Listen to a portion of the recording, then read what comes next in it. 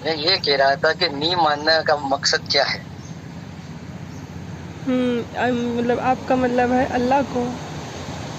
हाँ तो अच्छा, तो आप ये बताइए कि मानने का मकसद क्या है? क्या वजह है वो जिससे हम अल्लाह को मानें? अगर हम ये देखें कि दया की दृष्टि से, दृष्टि मतलब समझते हो नज़रिया, हाँ हाँ है ना? मैं हिंदी अधिक बोलती हूँ, तो अगर आपको लगे कि आपकी मेरी कोई लैंग्वेज की भाषा जो है, शब्द जो है वो समझ नहीं आ रही, तो बोले मैं उसको उर्दू ट्रांसलेट कर दूँगी, ठीक है? ठीक है। क्योंकि मुझे उर्दू भी अच्छे से आती है, हिंदी भी आती है, लेकिन उर्दू ज़्यादा यूज़ नहीं करती क्योंकि मुझे उर्दू खासा पसंद नहीं है, मुझे हिंदी ज़्यादा अच्छा लगता है।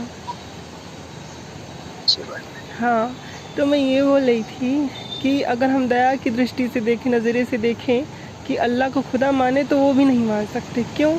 अगर अल्लाह खुदा है तो वो सब में समानता होना चाहिए, उसका दया चरिंद परिंद, जो ये पेड़ पौधे वृक्ष हैं, इन सब में हमारा जो अल्लाह है, खुदा है, उसका समान होना चाहिए। लेकिन ऐसा नहीं है। कुरान में जो आयतें हैं उनमें आपको कुर्बानी के लिए कैसा जानवर होना चाहिए उसका तफसीर है, उसकी बातें आपको बताई जाती हैं। अब वो बताते हैं कि ऐसा हाँ खुर होना चाहिए, ऐसा कलर होना चाहिए, अधमरी नहीं होनी चाहिए। कुर्बान करने के लिए जो जानवर होते हैं उनके बारे में बताते हैं कि वो पहले से उसके घाव वाव नहीं होना चाहिए, मतलब कि वो अच्छा मोटी ताज़ी होनी चाहिए। ये मतलब कौन? ये है कि हाँ कुर्बानी करने के लिए तंदुरुस्त होना चाहिए, हाँ। बीमार नहीं होना चाहिए। और ये तो बैन कौन? कलर का तो अंदर जिक्र नहीं है ना। मतलब कलर, मतलब कि दिखने में अच्छी लगे, मैं उस नज़रिए से बोल रही हाँ हूँ, मेरे माने वो हाँ, था। दिखने में अच्छा लगे ताकि हाँ उसकी कुर्बानी हो। हाँ। तो ये देखिए, ये बोल कौन रहा है? ये अल्लाह बोला, वो जिसने दुनिया को रचा है, जो सृष्टि का हाँ रचयिता है। तो बेशक। अगर वो रचयिता है तो जैसे, अब देखो मैं एक चीज़ आपको समझाती हूँ एग्जांपल से। आप हो, आपने अपने घर में आपके जो बच्चे हैं, आपने बच्चे जो हैं आपके, तो दो लड़के काले हैं, एक लड़का गोरा है, ठीक है? और एक लड़का जो है वो बात नहीं कर सकता, वो अपंग है। अपंग मतलब कि विकलांग, है ना? उसके मुख में कुछ प्रॉब्लम तो वो बोल नहीं सकता, लेकिन उसके अंदर भी प्राण है, जीवन है, वो भी पीड़ा को महसूस कर सकता है। अब क्या अपने दूसरे बच्चों को बोल दोगे कि अब वो बच्चा जो बोल नहीं सकता, बात नहीं कर सकता, उसको काट दो या कुर्बानी दे दो? हमारे लिए वो जानवर है, लेकिन वो जो रचयिता है उसके लिए वो जानवर नहीं है, वो उसके लिए मखलूक है, क्योंकि वो तो सबसे प्यार हाँ करता है। तो जब सबसे प्यार करता है बेशक। तो उस जानवर से क्यों प्यार नहीं करता? क्यों? क्योंकि जैसे आप अपने बेटे को दूसरे बेटे को मारने के लिए नहीं कह सकते कि एक बेटे को दूसरे बेटे को मार दो, वैसे ही उस खुदा को भी नहीं बोलना चाहिए। अगर वो बोलता है इसका मतलब ये है कि उसके अंदर दया नहीं है, और जिसके अंदर दया नहीं है वो कैसे खुदा हो सकता है? हमने सुना ना कि दया की बात ही कहाँ है ना। अर्रहमान रहीम, कि वो रहमान है, रहीम है, रहम करने वाला है। अगर कोई बंदा किसी बंदे को काटने के लिए बोले तो क्या वो रहम है? क्या वो दया है? आप खुद सोचिए।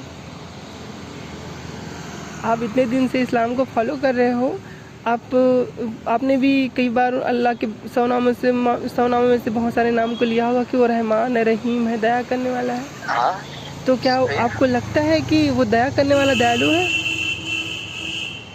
भाई दयालु तो है ना, बेशक, उसमें कोई शक की गुंजाइश नहीं है ना। कैसे दयालु है, मुझे बताओ। ऐसे क्या, कौन सा दया का काम किया उन्होंने? बहुत से ऐसे काम है। चलिए मैं आपको कहती हूँ, अगर आपने ये साबित कर दिया कि अल्लाह दयालु है, मैं कसम खाती हूँ हाँ अपने अम्मी अब्बा की, मैं अभी तुरंत कलमा पढ़ के इस्लाम कबूल कर लूँगी। सिर्फ ये बताइए कि दया कहाँ दिखाई देता है? तो दया के आप एग्जाम्पल दो। मुसलमान नहीं हो? मैं हूँ मुस्लिम, लेकिन मैंने इस्लाम छोड़ रखा है। और आपके मम्मी पापा? हाँ, वो लोग मुस्लिम हैं। मतलब उन्होंने, वो इस्लाम से है वो, हम्म। और आप नहीं हो, हम्म। तो उनको पता है? ये उनको पता है नहीं पता है, ये हमारा मौजू नहीं है। हमारा विषय ये है, आप अल्लाह को दयालु सिद्ध करो, साबित करो अल्लाह को कि वो दयालु है।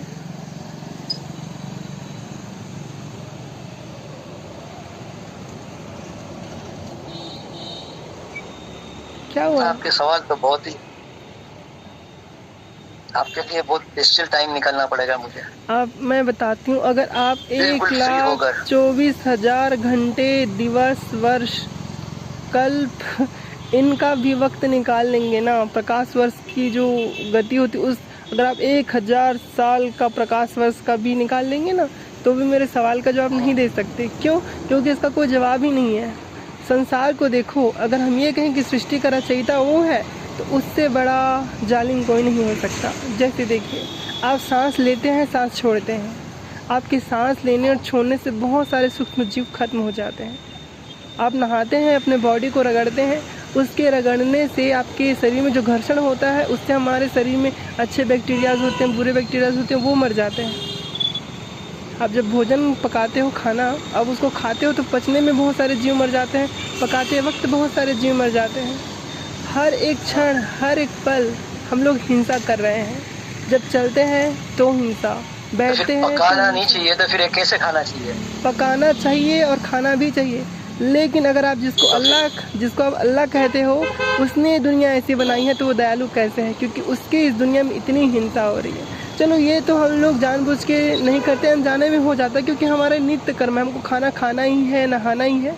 लेकिन उसके बाद वो जिसने ये कहा है कि आपको कुर्बानी देनी है, मांस मिट्टी खा सकते हो, ये उन्होंने जो कहा है, क्या ये दया की भावना है? क्या इसमें दयालुता आपको दिखाई देती? दया किसे कहते हैं? दया उसे कहते हैं जिसमें समस्त जीवों के लिए उत्तम विचार हो, हिंसा ना हो, उसे दया कहते हैं। दया का मायने होता है कि अगर आपके सामने कोई ऐसा जीव आ गया जो निरीह है, जो असमर्थ है, तो उस पर आप दया करो, उसका प्राण न लो। और इस्लाम कैसा कहता है? इस्लाम कहता है कौन कौन से जीव आपके खाने के लिए हलाल है। क्या एक जो पिता है वो अपने एक पुत्र को दूसरे पुत्र को खाने के लिए हलाल बता सकता है? कहाँ दया है इसमें? आप बताओ, मुझे दया दिखाओ।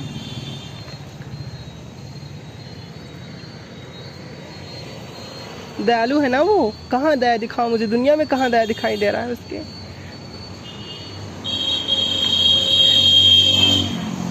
अल्लाह पाक ने जब दुनिया बनाई थी, सबसे पहले हदीस में आता है, उन्हें कलम बनाया। कलम बनाने के बाद लोहे महफूज में जितनी भी चीज़ होने वाली दुनिया में, 60,000 साल पहले उसको जो लोहे क्या किताब नाम उसका, लोहे महफूज नाम है उसका, उस किताब में लिख दिया अल्लाह पाक ने, कलम से बोल के लिखवा दिया। उसके बाद उसके लिखने के 60,000 साल के बाद या 50,000 साल के बाद ये दुनिया तख्लीक हो गई, जैसा वो लिखा था। अब जो कुछ भी इस दुनिया में होने वाला पहले से अल्लाह पाक ने लोहे महफूज में लिख रखा है।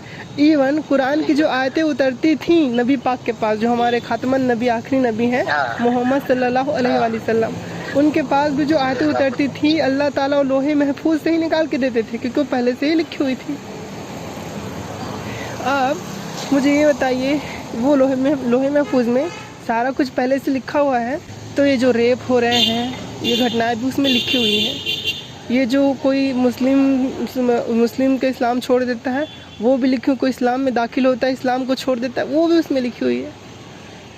तो जो एक मारना काटना है, वो भी उसमें लिखी हुई है। किसी का रेप हो रहा है, किसी का खून हो रहा है, कहीं चोरी हो रही है, कोई जो भाई है वो दूसरे की बहन का रेप कर रहा है, अपनी ही बहन का रेप कर रहा है, अपनी ही अम्मी का रेप कर रहा है, ये भी उसमें लिखी हुई है। लिखने वाला कौन है? हमने तो नहीं लिखा, आपने भी नहीं लिखा। लोहे महफूज में जिसने हुक्म दिया कलम को, उसने लिखा ही, उसके दिमाग की चीज़ है। तो वो दयालु कैसे? जिसने इतना भयानक चीज़ लिख दिया हो, वो दयालु कैसे? बताओ। हेलो, हाँ, सुन रहा हूँ मैं आपकी बातें, बिल्कुल ध्यान से सुन रहा हूँ। बिल्कुल सुनना भी चाहिए, लेकिन आप जवाब दो ना, दयालु कैसे हैं? अब कोई मुसलमान आपसे कहेगा, जो बड़ा आलिम फाजिल होगा, बड़ा इल्म वाला होगा, वो आपको कहेगा कि इस्लाम में अल्लाह ताला इसलिए है क्योंकि वो अपने बंदे जो मुस्लिम होते हैं उनको जन्नत में डालेगा, जो गंदे होंगे वो जहन्नम में डालेगा। उनके गंदे काम करने के लिए प्रेरित करने वाला कौन है? ज़्यादा हवसी है। वो हवस कहाँ से आती है? हार्मोन से। हार्मोन्स बॉडी के अंदर बनती है, किसी में सेक्सुअल हार्मोन ज़्यादा होता है, किसी में कम होता है। सोचने समझने की शक्ति भी इस पर निर्भर करती है। अब आपने एक चीज़ सुना होगा कि जो फरिश्ते होते हैं वो लोग अपने आप से फैसले नहीं ले सकते, वो हर चीज़ से पाक होते हैं, वो वही करते हैं जो अल्लाह डिसाइड कर देते हैं। अब ये सोचो, वो ऐसा क्यों करते हैं? क्योंकि अल्लाह ने उनके भीतर वो गंदी चीज़ें नहीं डाली हैं, क्योंकि वो नहीं चाहता कि वो गंदी चीज़ें करें। अब लोहे महफूज में पहले से सब कुछ लिखा हुआ है, और हम जो इंसान हैं, हम लोग के अंदर वो हार्मोन्स हैं। हार्मोन्स को बनाने वाला कौन? अल्लाह है कि नहीं? अब शैतान तो हार्मोन्स नहीं बना सकता क्योंकि वो क्रिएटर नहीं है, क्रिएटर ही क्रिएट कर सकता है, ठीक है। तो वो हार्मोन्स हमारे अंदर अल्लाह ने डाले। अगर हम अल्लाह के अस्तित्व को माने तो अगर कोई बंदा किसी शैतान भी जो था, हाँ, तो सबसे इबादतगार ज्यादा से ज्यादा इबादत शैतान नहीं की। हाँ, तो इससे अगर क्या? उसने सजदा कर लिया होता तो वो भी सबसे पहला, उसके जितनी इबादत 1% भी किसी ने नहीं की। सबसे बड़े जो हम लोग बेवकूफ़ हैं वो यहीं बनते हैं। अब मैंने सबसे पहले आपको लोहे महफूज की बात बताई थी, है ना? शैतान जो है वो मुनाफिक हो गया, काफिर हो गया, वो मुनकिर हो गया अल्लाह का, उसने इनकार कर दिया अल्लाह से। ये बात अल्लाह को नहीं पता थी, हो ही नहीं सकता कि उसको पता नहीं था। क्यों? वो खुदा तब हो सकता है जब वो भूत का, भविष्य का, वर्तमान का, यानी कि तीनों काल है, समय, भूत, भविष्य, वर्तमान, सबका नॉलेज रखे तो वो अल्लाह, नहीं रखे तो काय का अल्लाह। अब उसको पता है कि शैतान को बनाऊंगा, वो मेरी सबसे अच्छी इबादत करेगा, फिर मुझसे कुफ्रिया अकीदा अपनाएगा और काफिर हो जाएगा। तो उसने उसको पैदा ही क्यों किया? और उसने अगर उसको पैदा किया है तो इसमें उसकी सबसे बड़ी चाल है। क्यों? उसको जब सब पता है कि वो लोगों को भरमाएगा, हवा को भरमाएगा, हवा फिर आदम को भरमाएगा, फिर पूरी दुनिया बन जाएगी, फिर सब एक दूसरे का रेप करेंगे, बलात्कार करेंगे। अल्लाह को सब कुछ पता था कि वो ये सब करेगा, तो फिर उसने शैतान को ऐसा क्यों बनाया? जिन को, क्यों? शैतान जिन्नों में से था, फरिश्तों में से नहीं था। तो अल्लाह उस एक बंदे को पैदाइश की जगह किसी और बंदे को पैदा कर देता, या उसकी किस्मत बदल देता, उसके जो प्रकृति नेचर है उसको बदल देता, अगर उसको पता है तो। लेकिन उसने अगर ऐसा किया है जानबूझ के, क्योंकि अल्लाह को सब पता होता है कि कौन पैदा होगा, वो क्या करेगा, कब मरेगा, सब कुछ। तो अगर उसने जानबूझ के ऐसा किया है कि शैतान ऐसा करेगा, तो इससे बड़ा जालिम कोई नहीं हो सकता जो जानता है। जैसे कि मैं आपको एग्जांपल बताऊं, मान लो आपको पता है कि आप किसी बच्चे को अपने घर लाओगे और वो बच्चा जो है वो 6 साल का है, जब वो 10 साल का होगा, अगर आपको पता चल गया, आपको कंफर्म पता है ना आपको, क्योंकि ऐसा नहीं है कि कोई क्वेश्चन मार्क है कि हाँ ऐसा हो सकता है, आपको कंफर्म पता है आपको भविष्य का कि वो आपका गला काटेगा, आपकी बीवी का गला काटेगा, फिर आपके बच्चे की रेप करेगा। आप उस बच्चे को घर पे लाओगे अगर पता है तो? पता है तो नहीं करेंगे, बिल्कुल नहीं करोगे। वैसे ही अगर वो अल्लाह दयालु है और वास्तविकता में असल में वो खुदा होता तो वो क्यों शैतान को पैदा करता? उसको पता है ये मेरे बच्चों को बहलाएगा, फुसलाएगा, मेरी जो उम्मत है, जो मेरी बंदे हैं, बंदियां हैं, उनका रेप करवाएगा, उनको कत्ल। आप देखो एक बार नज़र घुमा के संसार में, ये दुनिया कैसी है। आपके आंखों से खून के आंसू रोएंगे। 6-6 साल की बच्चियों का रेप हो रहा है, 7-7 साल की लड़कियों का रेप हो रहा है, बूढ़ी औरतों का भी रेप हो रहा है। ये रेप क्यों हो रहा है? सब लोग कहते हैं शैतान की वजह से सब हो रहा है। शैतान को बनाने वाला कौन? उसके अंदर ये अकीदा फिट करने वाला कौन? आपने सुना होगा अल्लाह की मर्जी से एक पत्ता नहीं हिलता, तो शैतान ऐसे कैसे बन गया? उसके अंदर ये हार्मोन्स कहाँ से आ गए? ये विचार कहाँ से आए? सब अल्लाह ने दिया है। तो शैतान, सबसे बड़ा शैतान कौन हो? लेकिन अल्लाह ने तो दोनों चीजें दी ना, अच्छी भी दी है, बुरी भी दी है। अच्छा ठीक है, तो लोग बुराई की तरफ क्यों जाते हैं, अच्छाई की तरफ क्यों नहीं जाते? मैं इसको आपको एकदम एग्जांपल के साथ समझाती हूँ, आप एकदम अच्छे से समझ जाओगे। मान लो एक लड़का है और एक लड़की है, आपने उनको एक रूम में बंद कर दिया और आपने उन्हें एक नोटिस दिया है कि दोनों अपनी इच्छा से ही आपस में सेक्स करोगे, कोई ज़बरदस्ती एक दूसरे का सेक्स नहीं करेगा। ठीक, आपने नोटिस दे दी। अब आप काम करते हो, लड़के के अंदर जो सेक्सुअल वाली जो वो होती है, जिसमें ज़्यादा आदमी सेक्स करने की वो करता है, प्रवृत्ति उसके अंदर जागृत होती है, वो वाला इंजेक्शन लगाते हैं उसके ऊपर, लड़के के ऊपर, फिर रूम में उसको छोड़ देते हैं।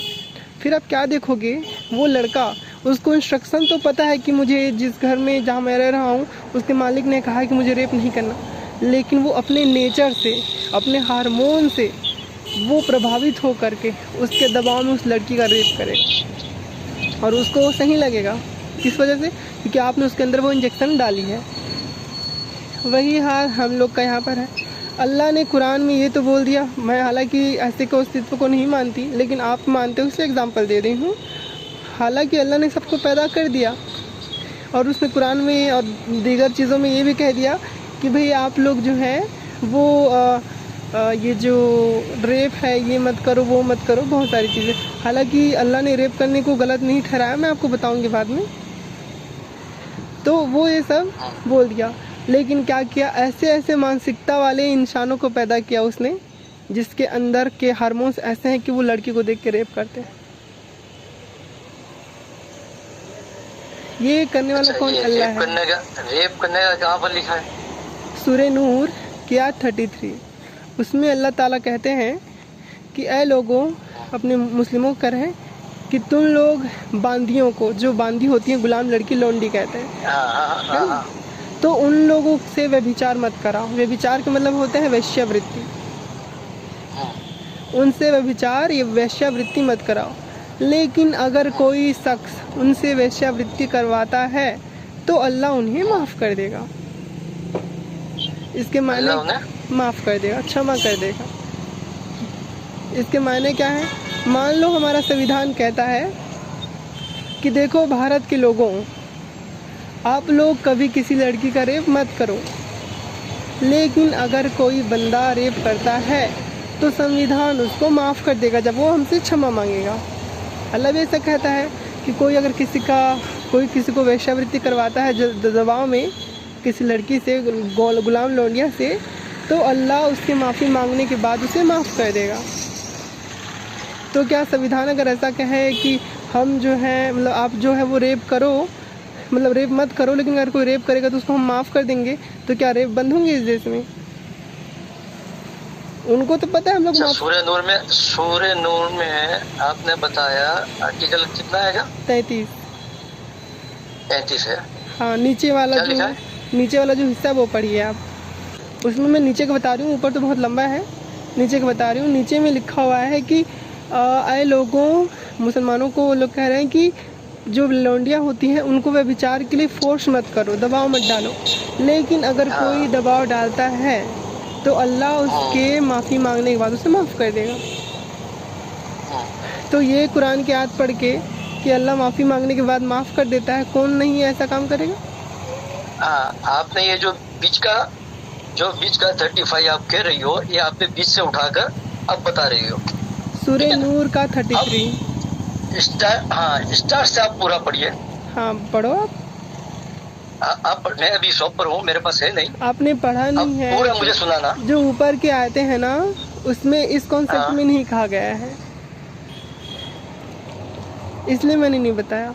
नीचे में ही वो जो व्यभिचार वाला बात है उस कॉन्सेप्ट में कहा गया है। देखिए, जिस चीज़ को आप पढ़ी नहीं हो ना, मैं उस चीज़ को पढ़ चुकी हूँ और मैं बहुत बहुत बहुत तसल्ली से, तफसीर से इसको समझी हूँ, इसलिए मैं नहीं मानती इसको खुदा।